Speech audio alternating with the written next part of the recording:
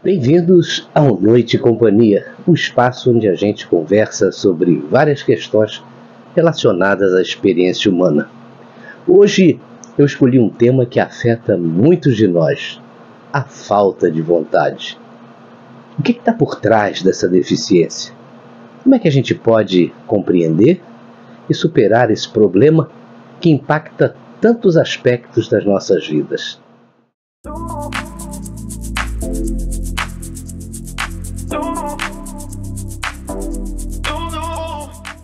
Quem é que nunca sentiu falta de vontade para fazer alguma coisa?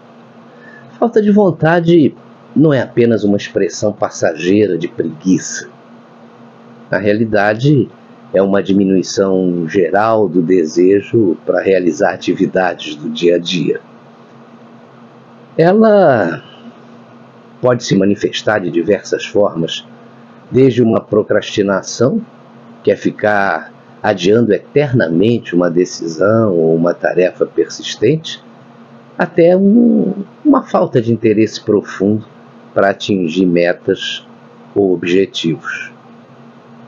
Então, vamos começar falando da procrastinação. Essa é uma das formas mais evidentes e comuns quando a falta de vontade se manifesta.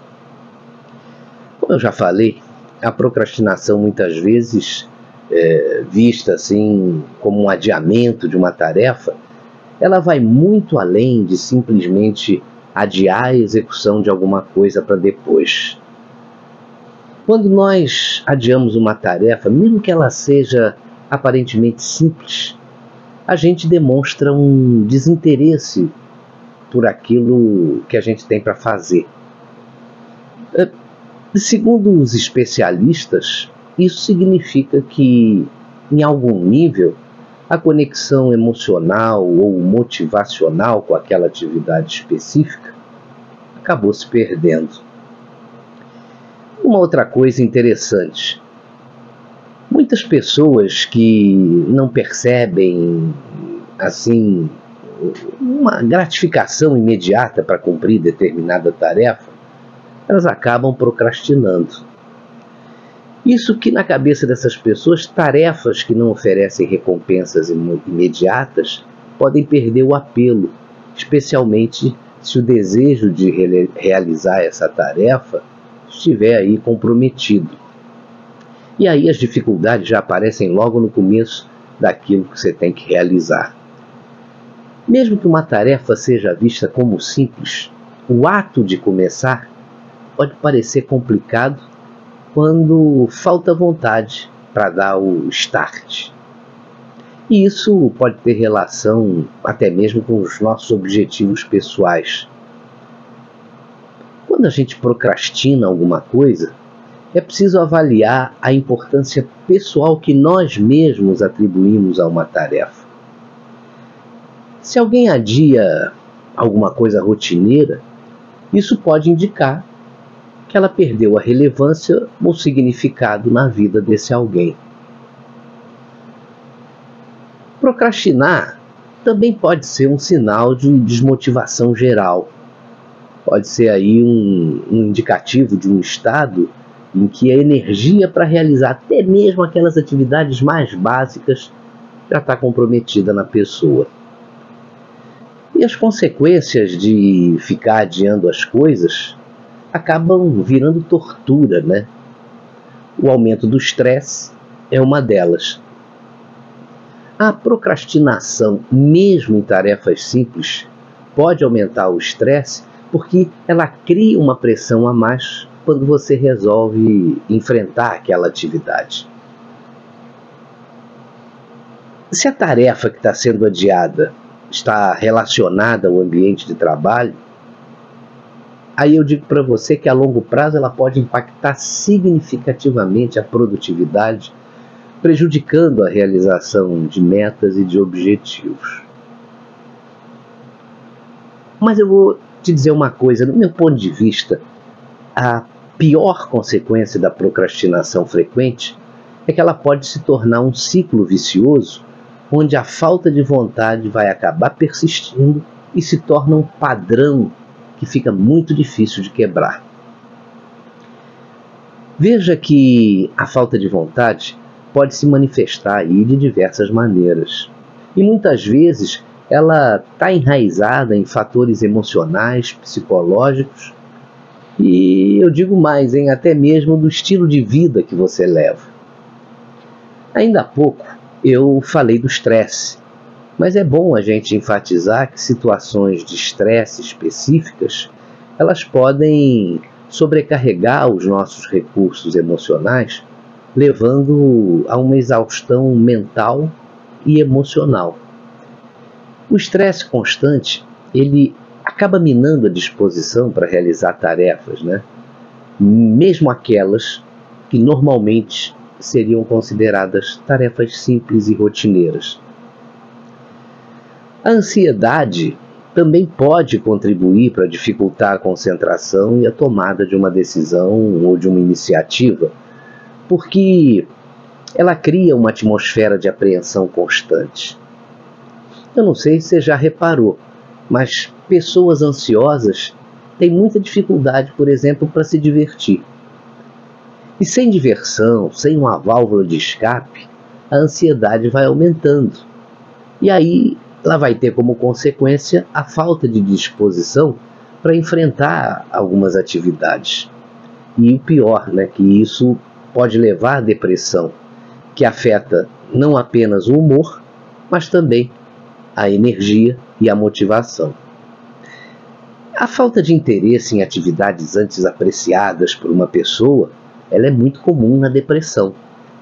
O resultado disso é uma perda significativa de foco e as tarefas diárias passam a ser uma luta, um verdadeiro sacrifício. Quando você também não tem metas claras ou objetivos bem definidos, você acaba ficando sem uma direção e o resultado é uma sensação de falta de propósito. E isso tem impacto na vontade de qualquer pessoa. Quando você não tem metas tangíveis, provavelmente a falta de motivação vai aparecer mais cedo ou mais tarde, porque não há um motivo claro para você realizar determinadas atividades. Tem uma outra coisa que tem um impacto na vontade de uma pessoa, é a sobrecarga mental, seja por causa de um trabalho intenso ou até mesmo relacionada a problemas emocionais. Isso pode resultar em uma verdadeira combustão mental. Quando uma pessoa fica mentalmente exausta, ela pode experimentar uma falta de vontade para enfrentar novas tarefas.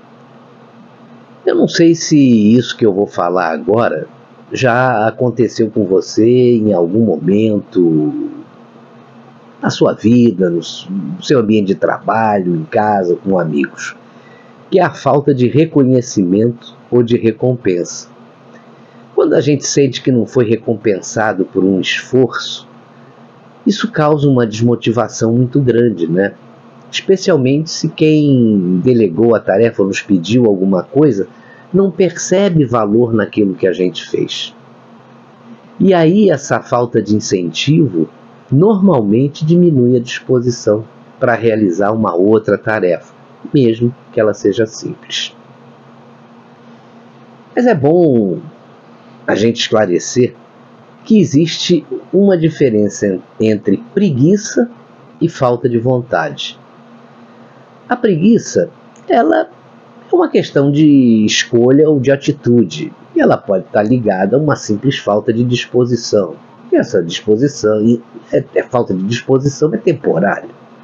Sabe aquela situação que você trabalhou um dia inteiro, está cansado pra caramba, mas recebe um telefonema de um amigo ou de uma amiga te chamando para o encontro? Pois é. Quando você tem interesse em uma coisa, a preguiça vai embora e a vontade aparece rapidinho. Mas a falta de vontade, muitas vezes, ela está ligada a fatores emocionais, psicológicos ou alguns até relativos a determinadas circunstâncias pelas quais você pode estar passando. É muito mais profunda e às vezes precisa ser tratada com o auxílio de um profissional. Se você tiver com uma falta de vontade frequente, você tem que interromper esse ciclo o mais rápido possível. Você não pode deixar isso se perpetuar. Isso é crucial para preservar a sua saúde mental. Não custa nada repetir que a inatividade prolongada e a desmotivação podem contribuir para problemas como o estresse, a ansiedade e a depressão. Interromper esse ciclo vicioso de falta de vontade vai fazer você abrir espaço para o seu crescimento pessoal. A superação de desafios vai ajudar muito para o desenvolvimento e o fortalecimento da resiliência, que é a capacidade de recuperar ou se adaptar às mudanças. É você resistir ao choque, às coisas adversas. E para eliminar de vez a falta de vontade, que acaba levando à procrastinação, você tem que contra-atacar, né? E saber o que impulsiona a vontade. E, na realidade, o que impulsiona a vontade é a necessidade e o estímulo. A urgência e a necessidade, elas influenciam a vontade e vão desencadeando quase automaticamente ações que obrigam a pessoa a realizar até aquelas tarefas que elas não desejam fazer ou então que deveriam ocorrer naturalmente. Já o estímulo, ele não influencia apenas a vontade, mas também ativa a inteligência e o sentimento, que acaba despertando na pessoa o propósito de substituir a escassez justamente pela abundância. Por isso, para você não procrastinar, você precisa criar estímulos internos o tempo todo. Quando você tiver alguma coisa para fazer, você tem que fazer com força, com vontade. Decidir fazer é importante por necessidade ou por obrigação.